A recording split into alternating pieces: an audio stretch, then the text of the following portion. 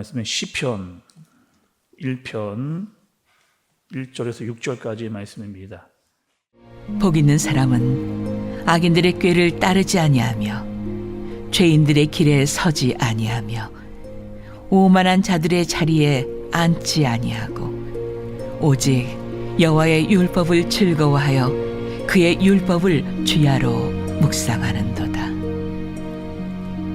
그는 시냇가에 심은 나무가 철을 따라 열매를 맺으며 그 잎사귀가 마르지 아니함 같으니 그가 하는 모든 일이 다 형통하리로다. 악인들은 그렇지 아니하며 오직 바람에 나는 겨와 같도다. 그러므로 악인들은 심판을 견디지 못하며 죄인들이 의인들의 모임에 들지 못하리로다.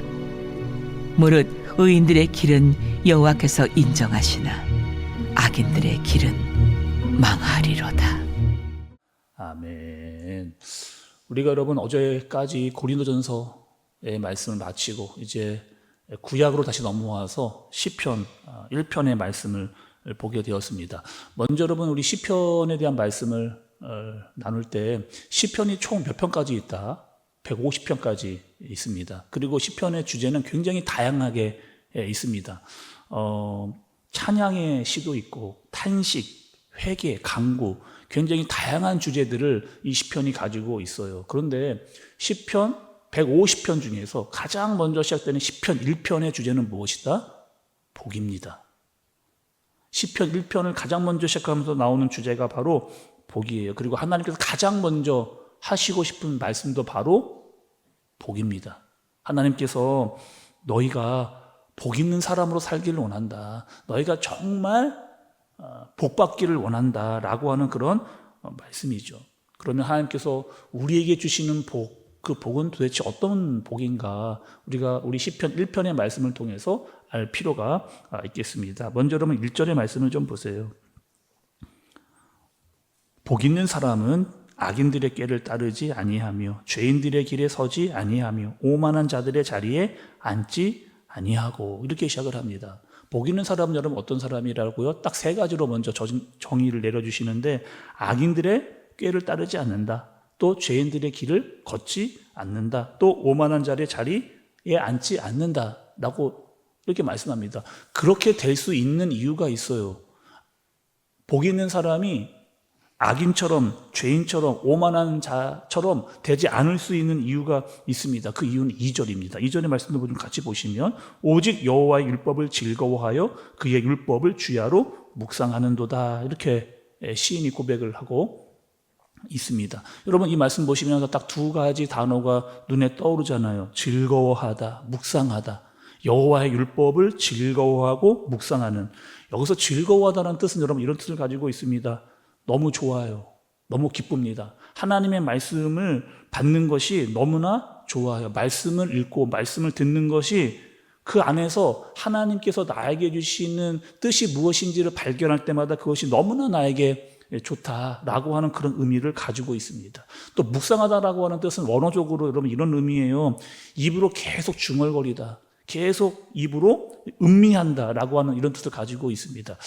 여러분 음식을 먹을 때 특별히 우리 맛집에 가보면 내가 좋아하는 음식을 먹을 때 어떻게 여러분 그 식사를 하세요? 아주 기분 좋게 또 먹을 때 만족감을 가지고 또 행복해하면서 이런 식사를 하는 경우 있습니다. 또 그 맛집에 갔다 오고 나서도 가끔씩 생각이 나잖아요.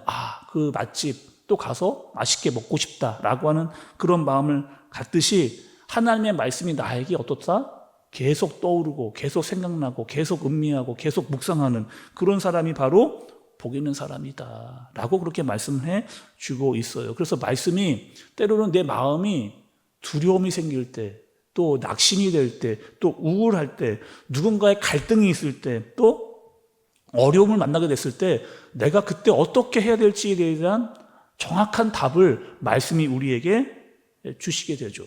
우리가 살아갈 수 있는 삶의 방향을 잡을 수 있는 그런 역할을 하나님의 말씀이 우리에게 주게 됩니다. 그래서 때로는 우리에게 위로도 되고 또 우리가 어떻게 무슨 생각을 해야 되며 어떻게 살아가야 될지도 말씀을 통해서 알게 됩니다. 그런 사람이 바로 어떤 사람이다? 주야로 말씀을 묵상하는 자. 그래서 말씀이 계속 떠오르고 말씀을 중얼거리면서 말씀으로 살아가는 사람, 그런 사람이 복 있는 사람이다라고 말씀을 하십니다. 또 여러분, 오늘 말씀에서 가장 중요한 것은 말씀에서 복 있는 사람이 어떠한 사람인가를 그림 언어로 그렇게 보여주십니다. 3절에 보니까 복 있는 사람은 어떤 사람이라는 거예요? 시냇가에 심겨진 나무와 같은, 시냇가에 심겨진 나무와 같은. 여러분, 그림 언어로 말씀이 주어졌으니까 우리도 한번 그림으로 한번 그려보세요. 시냇가에 심겨진 나무, 시냇가에 심겨진 나무, 그리고 그 나무의 뿌리는 어디로 향해져 있을까요? 겉으로 보기에는 나무만 보이지만 그 아래에 뿌리는 어디로 향해져 있다? 시냇가 쪽으로. 계속해서 시냇가 쪽으로 이 뿌리가 향해서 가는 것을 우리가 알 수가 있어요. 그래서 시냇가에 심겨진 나무는 뜨거운 가뭄이 와도 마르지 않습니다. 그리고 늘 푸르고 푸른 잎사귀를 가지고 있어요. 그리고 가장 먼저 가장 좋은 열매를 맺는 것이 바로 시냇가에 심겨진 나무입니다.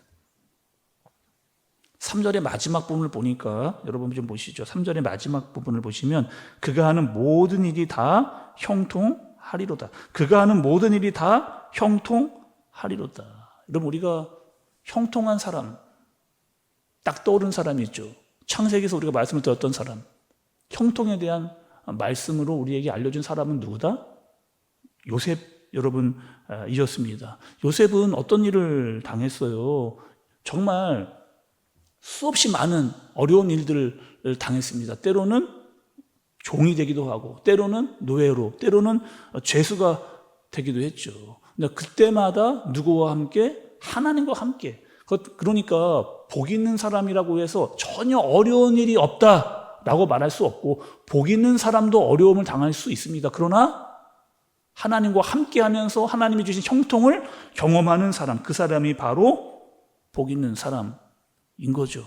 요셉은 복 있는 사람이었습니다. 하나님과 함께 살아가는 사람이었고 하나님과 형통을 경험했던 그런 사람, 그리고 날마다 온전한 사람으로 성장해 나가는 그런 사람이 바로 요셉입니다. 반대로 보면 악인은 어떤 사람일까요? 악인도 복 있는 사람과 같이 그림 언어로 우리에게 설명을 해주세요. 4절을 보시니까 악인은 어떻게 등장을 하고 있느냐? 바람에 나는 겨와 같은 그런 사람이다 말씀을 합니다. 지금은 여러분 전부 다 이 타작을 할 때 기계화가 되어져 있는 상황이지만, 예전에 농부가 타작을 할 때 여러분 어떻게 했어요? 키라고 하는 그 도구를 사용을 했잖아요. 그래서 거기에 알곡과 쭉정이를 다 올려놓고 키질을 이렇게 하게 되면 알곡은 키로 떨어지고 쭉정이는 바람에 날려 땅에 떨어집니다.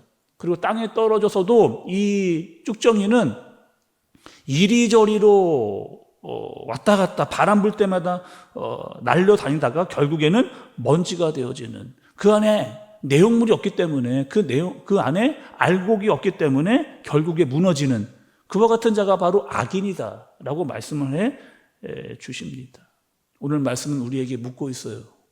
어떤 사람이냐? 우리에게 시편 말씀은 시냇가에 심겨진 나무냐, 아니면 바람에 나와 날려다니는 겨와 같은 사람이냐라고 그렇게 우리에게 묻고 있는 겁니다. 특별히 여러분 시편 1편에서 복 있는 사람, 또 시냇가에 심겨진 나무와 같은 사람이 어떤 사람인가 결정적으로 보여주시는 가장 정확한 모델이 있습니다. 그 모델은 누구예요? 바로 이 땅에 오신 예수 그리스도이십니다. 예수님이 이 땅에 오셔서 시냇가에 심겨진 나무로 심겨지신 거예요. 그리고 하나님의 말씀을 쫙 빨아 올리셨습니다. 그리고 푸르고 푸른 그런 나무로 계속해서 이 땅에서 살아가신 그 모습을 우리에게 직접 보여주셨죠. 예수님이라고 해서 어려운 일을 안 당했느냐? 그렇지 않습니다. 예수님이 이 땅에 오셨는데도 누가? 마귀가. 예수님이 40일 금식을 마친 후에 마귀가 찾아와서 여러분 어떤 유혹을 하는 거예요? 돌을 떡으로 만들라. 성전 꼭대기에서 뛰어내려라. 또 나에게 절하라. 그러면 천한 만국을 내가 너에게 주겠다라고 예수님도 마귀에게 유혹을 당하셨어요. 그런데 어떻게 예수님은 그 유혹을 물리치셨다? 말씀으로. 기록되었을 때 라고 말씀하시면서 말씀으로 그 마귀를 이기신 그런 능력을 예수님께서 보여주셨습니다. 십자가 지시기 전에 예수님은 어떻게 하셨어요? 겟세마네 동산에서 땀이 핏방울이 되도록 기도하시는, 그리고 그 기도의 내용은 내 뜻대로가 아니라 하나님 아버지의 뜻대로 되기를 원하옵나이다 라고 시냇가에 심겨진 나무로 그렇게 예수님은 서 계신 겁니다. 때를 따라 열매를 맺으시고, 예수님은 때에 또 십자가에 달리시고 부활하셔서 첫 열매가 되시는 그 모습을 우리에게 보여주신 거죠. 예수님만 시냇가에 심겨진 나무로 서 있는 것이 아니고 예수님 주변으로 많은 나무들이 심겨집니다. 12명의 제자들, 또 바울, 또 초대교회, 수많은 나무들이 예수님을 따라 시냇가에 심겨진 나무로, 심겨지는 복 있는 사람으로 살아가게 되는 거죠. 그리고 그 숲은 어디까지? 우리까지. 우리도 여러분 어떤 사람들이에요? 시냇가에 심겨진 나무와 같은 사람입니다. 예수님 주위에 심겨진 그런 나무와 같은 사람들. 그렇다면 우리는 여러분 어떻게 해야 됩니까? 시냇가에 하나님의 말씀을 마음껏 빨아 올리는 그런 사람이어야 되죠. 그럴 때 그 잎사귀가 마르지 않고 푸르고 푸를 수 있게 되는 겁니다. 그리고 시냇가에 심겨진 나무가 가장 먼저 건강한 열매를 맺게 되어지는 그런 시냇가에 심겨진 나무와 같은 복 있는 사람으로 살아가는 저와 여러분들 되어지시길 예수님의 이름으로 축복합니다. 기도하겠습니다. 하나님 아버지, 우리가 이 땅에서 복 있는 사람으로 살아가게 하여 주옵소서. 세상 흐름에 또 악한 사람들의 말에 치우치지 않게 해주시고, 예수님 옆에 딱 붙어 있는 시냇가에 심겨진 나무로 하나님의 말씀을 빨아 올려 그 말씀대로 살아가는 성령의 열매를 맺는 그런 삶을 살아가게 하여 주옵소서. 예수님의 이름으로 기도드리옵나이다. 아멘.